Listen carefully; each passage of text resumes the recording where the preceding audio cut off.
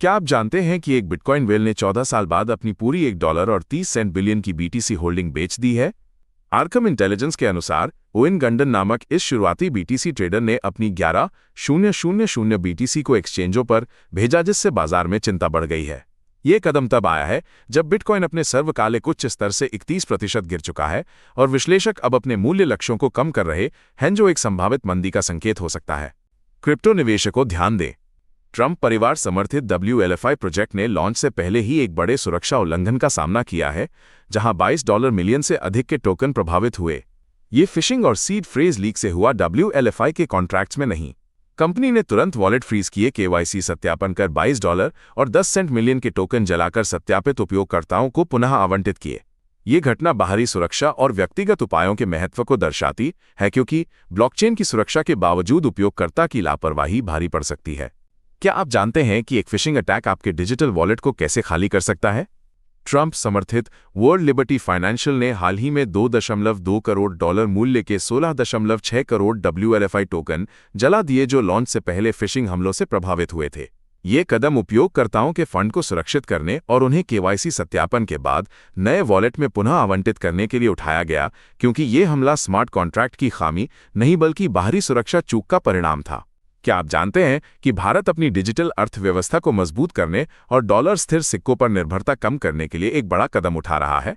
Polygon और एंक्यू द्वारा विकसित ये ARC टोकन 2026 की पहली तिमाही में लॉन्च होगा, जो भारतीय रुपये से 1:1 जुड़ा एक पूरी तरह से संपार्श्विक समर्थित डिजिटल संपत्ति है। ये केवल व्यापारिक खातों के लिए उपलब्ध होगा, जिसका लक्ष्य पूंजी पलायन को रोकना और RBI के CBDC के साथ मिलकर एक मजबूत डिजिटल भुगतान समाधान प्रदान करना है। क्रिप्टो बाजार में एक अजीबोगरीब घटना, XRP ETF लॉन्च हुआ पर कीमत गिर गई। क्या चल रहा है?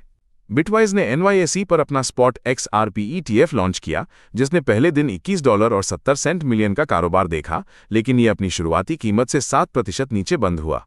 ये XRPL के बुनियादी ढांचे पर एक दीर्घकालिक दांव है, जैसे एक स्मार्ट कॉन्ट्रैक्ट जो स्वचालित रूप से काम करता है। लेकिन 250 मिलियन XRP की वेल बिक्री ने अल्पकालिक बाजार को बुरी तरह प्रभावित किया। क्या आप जानते हैं कि एक डिसेंट्रलाइज्ड एक्सचेंज ने अपनी ट्रेडिंग फीस में 90% से ज्यादा की कटौती की है, लेकिन फिर भी उसके नेटिव टोकन की कीमत गिर गई? हाइपरलिक्विड ने HIP-3 ग्रोथ मोड लॉन्च किया है, जिससे नए बाजारों में ट्रेडिंग फीस 90% से ज्यादा कम हो गई है। इसका लक्ष्य लिक्विडिटी बढ़ाना और सेंट्रलाइज्ड एक्सचेंजों से मुकाबला करना है। ये परमिशनलेस मार्केट डिप्लॉयमेंट की अनुमति देता है, लेकिन डुप्लीकेट को रोकता है और 30 दिन की फीस लॉक रखता है। हालांकि इस उत्साह के बावजूद हाइप टोकन की कीमत में गिरावट देखी गई है। अगर आप क्रिप्टो करेंसी में निवेश करते हैं तो ये खबर आपके लिए बेहद जरूरी है। इथेरियम के सह संस्थापक विटालिक बुटेरिन ने एक बड़ी चेतावनी जारी की है। उन्होंने कहा है कि क्वांटम कंप्यूटिंग 2028 अमेरिकी राष्ट्रपति चुनाव से पहले मौजूदा एन्क्रिप्शन जैसी एलिप्टिक कर्व क्रिप्टोग्राफी को तोड़ सकती है, जो इथेरियम और बिटकॉइन को सुरक्षित रखती है। बुटेरिन ने इथेरियम को अगले 4 सालों के भीतर क्वांटम प्रतिरोधी क्रिप्टोग्राफी में बदलने का आग्रह किया है, ताकि संभावित हैक्स और फंड चोरी से बचा जा सके और ब्लॉकचेन की सुरक्षा सुनिश्चित हो सके। क्या आप जानते हैं कि दुनिया के सबसे बड़े संप्रभु धन कोषों में से एक ने हाल ही में बिटकॉइन में अपनी हिस्सेदारी नाटकीय रूप से बढ़ाई है? अबू धाबी निवेश परिषद ने Q3 में ब्लैकरॉक के बिटकॉइन ETF में अपनी हिस्सेदारी लगभग 3 गुना बढ़ाकर $518 मिलियन कर दी और अपनी मूल कंपनी मुबादला के साथ कुल होल्डिंग $1 बिलियन से अधिक हो गई। ये कदम बिटकॉइन को डिजिटल गोल्ड के रूप में देखने और पोर्टफोलियो विविधीकरण की उनकी दीर्घकालिक रणनीति को दर्शाता है, भले ही बाजार में हाल ही में उतार चढ़ाव रहा हो। क्या आप जानते हैं कि केंद्रीकृत क्लाउड सेवाओं की विफलताएं आपके दप्स को कैसे प्रभावित कर सकती हैं? फाइलकॉइन ने इसका जवाब ऑन-चेन क्लाउड के साथ दिया है। ये नया प्लेटफॉर्म विकेंद्रीकृत स्टोरेज, तेज डेटा पुनर्प्राप्ति और प्रोग्रामेबल भुगतान प्रदान करता है, जो केंद्रीकृत क्लाउड की समस्याओं का समाधान करता है। ये क्लाउड सेवाओं के लिए एक सार्वजनिक बहीखाते जैसा है, जो पारदर्शिता और विश्वसनीयता सुनिश्चित करता है।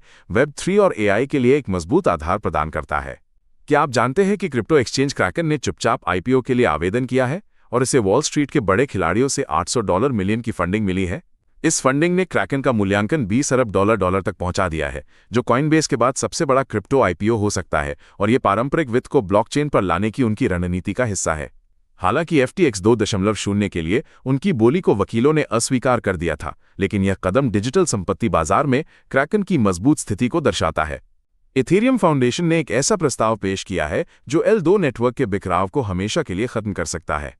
इथेरियम इंटरऑपरेटर EIL का लक्ष्य लेयर 2 चेन्स को एक करना है जिससे पूरा इकोसिस्टम एक सिंगल चेन जैसा महसूस होगा। ये उपयोगकर्ताओं को एक ही सिग्नेचर से क्रॉस चेन ट्रांजैक्शन करने और थर्ड पार्टी ब्रिजेस पर निर्भरता कम करने में मदद करेगा, ठीक वैसे ही जैसे HTTP ने इंटरनेट को एक किया।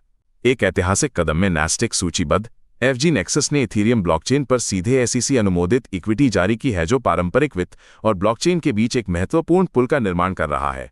ये टोकनाइजेशन शेयर धारकों को मानक स्टॉक को ऑन चेन समकक्षों में बदलने, प्रोग्रामेबल डिविडेंड प्राप्त करने और बिचौलियों के बिना तत्काल निपटान का लाभ उठाने की अनुमति देता है, जिससे दक्षता बढ़ती है। ये कदम ब्लॉकचेन तकनीक के लिए पारंपरिक वित्तीय परिसंपत्तियों में एक नया मार्ग खोलता है और नैस्डैक भी 2026 तक अपने सभी शेयरों को टोकनाइज करने पर विचार कर रहा है, जो इस प्रवृत्ति की पुष्टि करता है।